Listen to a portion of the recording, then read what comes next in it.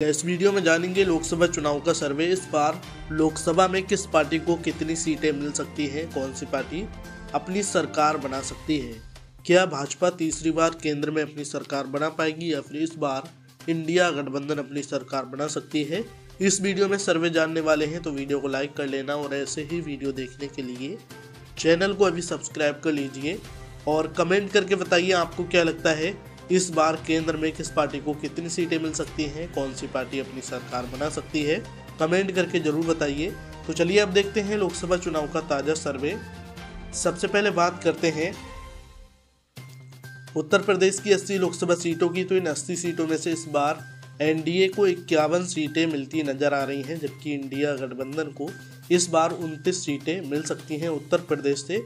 वहीं बात करें अगले जिले की, तो अगला राज्य आता है महाराष्ट्र। यहाँ पर कुल 48 लोकसभा सीटें हैं और इन 48 सीटों में से इस बार एनडीए को 25 लोकसभा सीटें मिल सकती हैं, जबकि इंडिया को यहाँ पर 23 सीटें मिल सकती हैं।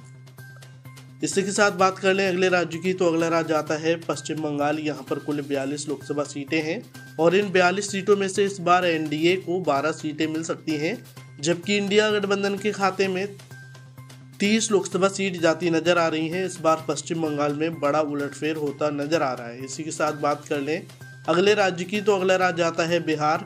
यहाँ पर कुल 40 लोकसभा सीटें हैं और इन 40 सीटों में से एनडीए को 12 लोकसभा सीट मिलती नजर आ रही हैं, जबकि इंडिया को इस बार 28 लोकसभा सीट मिलती नजर आ रही हैं। अगले राज्य की बात करें तो अगला राज्य आता है तमिलनाडु। यहाँ पर कुल 39 लोकसभा सीटें हैं और इन 39 सीटों में से एनडीए को 12 सीटें मिल सकती हैं, जबकि इंडिया को यहाँ पर 27 लोकसभा सीट मिल सकती हैं। अगले राज्य की बात करें तो अगला राज्य आता है मध्य प्रदेश। यहाँ पर कुल 29 लोकसभा सीटें हैं और इन 29 सीटों में से इस बार एनडीए को 15 लोकसभा सीट मिलती नजर आ रही हैं, जबकि इंडिया को यहाँ पर 14 सीटें मिल सकती हैं। इस बार मध्य प्रदेश में भाजपा और कांग्रेस के बीच कड़ा मुकाबला देखने को मिल सकता है। अगले राज्य की बात करें तो अगला राज्य आता है कर्नाटक। यहाँ पर कुल 28 लोकसभा सीटें हैं और इन 28 सीटों में से एनडीए को 8 लोकसभा सीट मिलती नजर आ रही हैं, जबकि इंडिया को यहाँ पर 20 सीटें मिल सकती हैं। वहीं बात करें अगले राज्य की, तो अगला राज्य आता है गुजरात। यहाँ पर कुल 26 लोकसभा सीटें हैं और इन 26 सीटों में से इस बार एनडीए को 21 लोकसभा सीट मिलती नजर आ रही हैं, जबकि इंडिया को यहाँ पर 5 सीटें मिल सकती हैं। अगले राज्य की बात करें तो अगला राज्य आता है आंध्र प्रदेश। यहाँ पर कुल 25 लोकसभा सीटें हैं और इन 25 सीटों में से इस बार एनडीए को 2 सीटें मिल सकती हैं, जबकि इंडिया के खाते में 4 सीटें जा सकती हैं और 19 लोकसभा सीट अन्य को मिल सकती हैं। अगले राज्य की बात करें तो अगला राज्य आता है राजस्थान। यहाँ पर कुल 25 लोकसभा सीटें हैं और इन 25 सीटों में से एनडीए को इस बार 12 सीटें मिल सकती हैं, जबकि इंडिया के खाते में 13 लोकसभा सीट जाती नजर आ रही हैं। अगले राज्य की बात करें तो अगला राज्य आता है उड़ीसा। यहाँ पर कुल 21 लोकसभा सीटें हैं और इन 21 सीटों में से एनडीए को इस बार 2 सीटें मिल सकती हैं, जबकि इंडिया गठबंधन को यहाँ पर 2 सीटें मिल सकती हैं और 17 सीट अन्य के खाते में जा सकती हैं। वहीं बात करें अगले राज्य की, तो अगला राज्य आता है केरल। यहाँ पर कुल 20 लोकसभा सीटें हैं और इन 20 सीटों में से एनडीए को इस बार 2 सीटें मिलती नजर आ रही हैं, जबकि इंडिया को यहाँ पर 13 लोकसभा सीट मिल सकती हैं और 5 सीट अन्य के खाते में जा सकती हैं। अगले राज्य की बात करें तो अगला राज्य आता है तेलंगाना। यहाँ पर कुल 17 लोकसभा सीटें हैं और इन 17 सीटों में से इस बार एनडीए को 2 सीटें मिल सकती हैं, जबकि इंडिया को यहाँ पर 15 लोकसभा सीट मिलती नजर आ रही हैं। वहीं बात करें असम की 14 सीटों की, तो इन 14 सीटों में से एनडीए को इस बार 12 सीटें मिल सकती हैं, जबकि इंडिया के खाते में 2 सीटें जा सकती हैं। अगले राज्य की बात करें तो अगला राज्य आता है झारखंड। यहाँ पर कुल 14 लोकसभा सीटें हैं और इन 14 सीटों में से एनडीए को इस बार 2 सीटें मिल सकती हैं, जबकि इंडिया को यहाँ पर 12 लोकसभा सीट मिलती नजर आ रही हैं। वहीं बात करें अगले राज्य की, तो अगला राज्य आता है पंजाब। यहाँ पर कुल 13 लोकसभा सीटें हैं और इन 13 सीटों में से एनडीए को 3 सीटें मिलती नजर आ रही हैं, जबकि 10 लोकसभा सीट इंडिया के खाते में इस बार जा सकती हैं पंजाब से। इसी के साथ बात कर लें अगले राज्य की, तो अगला राज्य आता है छत्तीसगढ़। यहाँ पर कुल 11 लोकसभा सीटें हैं और इन 11 सीटों में से इस बार एनडीए को 4 लोकसभा सीट मिलती नजर आ रही हैं, जबकि इंडिया को यहाँ पर 7 सीटें मिल सकती हैं। इस बार छत्तीसगढ़ में बड़ा उलटफेर होता नजर आ रहा है, क्योंकि पिछली बार की बात करें तो यहाँ पर पिछली बार बीजेपी को 9 लोकसभा सीट मिली थी, लेकिन इस बार एनडीए को केवल 4 सीटें मिलती नजर आ रही हैं। वहीं अगले राज्य की बात करें तो अगला राज्य आता है हरियाणा। यहाँ पर कुल 10 लोकसभा सीटें हैं और इन 10 सीटों में से इस बार एनडीए को 5 लोकसभा सीट मिलती नजर आ रही हैं, जबकि इंडिया को यहाँ पर 5 सीटें मिल सकती हैं। इस बार हरियाणा में कड़ा मुकाबला देखने को मिल सकता है दोनों गठबंधनों के बीच। वहीं बात करें पिछली बार की, तो पिछली बार में हरियाणा की सभी सीटों पर भाजपा ने कब्जा किया था।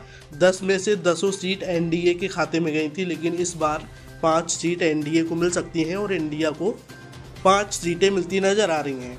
इसी के साथ बात कर लें अगले राज्य की, तो अगला राज्य आता है दिल्ली। यहाँ पर कुल 7 लोकसभा सीटें हैं और इन 7 सीटों में से एनडीए को 3 सीटें मिल सकती हैं, जबकि इंडिया के खाते में 4 सीटें जा सकती हैं। पिछली बार की बात करें तो 2019 और 2014 में भाजपा को इन 7 में से 7 सीटों पर जीत मिली थी, लेकिन इस बार नुकसान होता नजर आ रहा है 4 सीटों का। इसी के साथ बात कर लें अगले राज्य की, तो अगला राज्य आता है जम्मू कश्मीर। यहाँ पर कुल 6 सीटें हैं और इन 6 सीटों में से एनडीए को 3 सीटें मिल सकती हैं, जबकि इंडिया के खाते में 3 सीटें जा सकती हैं। उत्तराखंड की बात करें तो यहाँ पर कुल 5 लोकसभा सीटें हैं और इन 5 सीटों में से एनडीए को 2 सीटें मिल सकती हैं, जबकि इंडिया गठबंधन के खाते में 3 सीटें जा सकती हैं। इस बार उत्तराखंड में भाजपा को तगड़ा झटका लगता नजर आ रहा है, क्योंकि 2019 में यहाँ पर भाजपा को 5 में से 5 सीटें मिली थी और 2014 में भी बीजेपी ने सभी सीटों पर जीत हासिल की थी। वहीं बात करें अगले राज्य की, तो अगला राज्य आता है हिमाचल प्रदेश। यहाँ पर कुल 4 लोकसभा सीटें हैं और इन 4 सीटों में से 1 सीट एनडीए के खाते में जा सकती है, जबकि इंडिया को यहाँ पर 3 लोकसभा सीट मिलती नजर आ रही हैं। अगले राज्य की बात करें तो अगला राज्य आता है मणिपुर। यहाँ पर कुल 2 लोकसभा सीट हैं और इन 2 सीटों में से एनडीए को इस बार ये 1 भी सीट मिलती नजर नहीं आ रही है, जबकि इंडिया को यहाँ पर दोनों सीट मिल सकती हैं। वहीं अगले राज्य की बात करें तो अगला राज्य आता है अरुणाचल प्रदेश। यहाँ पर कुल 2 सीटें हैं और इन 2 सीटों पर इस बार एनडीए का कब्जा हो सकता है। मेघालय की 2 सीटों की बात करें तो इन 2 सीटों में से 1 सीट एनडीए के खाते में जा सकती है, 1 सीट इंडिया को मिल सकती है। इसी के साथ बात करें त्रिपुरा की 2 सीटों की, तो इन 2 सीटों में से एनडीए को 1 सीट मिल सकती है, 1 सीट इंडिया के खाते में जा सकती है।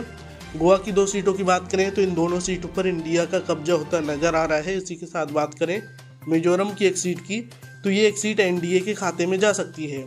नागालैंड की 1 सीट की बात करें तो ये 1 सीट इंडिया को मिलती नजर आ रही है।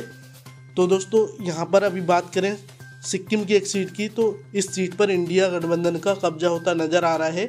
वहीं बात करें केंद्र शासित प्रदेश की 6 सीटों की, तो इन 6 सीटों में से एनडीए को 3 सीटें मिल सकती हैं, जबकि इंडिया को 3 सीटें मिल सकती हैं। तो यहाँ पर सभी 543 सीटों का सर्वे आ चुका है और इन 543 सीटों में से एनडीए को 222 सीटें मिल सकती हैं, जबकि इंडिया को यहाँ पर 283 सीटें मिलती नजर आ रही हैं और 41 सीट अन्य के खाते में जा सकती हैं। तो आपको क्या लगता है इस बार किस पार्टी को कितनी सीटें मिल सकती हैं, कमेंट करके जरूर बताइए। और इस वीडियो को लाइक कीजिए, शेयर कीजिए, चैनल को सब्सक्राइब कर लीजिए। वीडियो देखने के लिए धन्यवाद।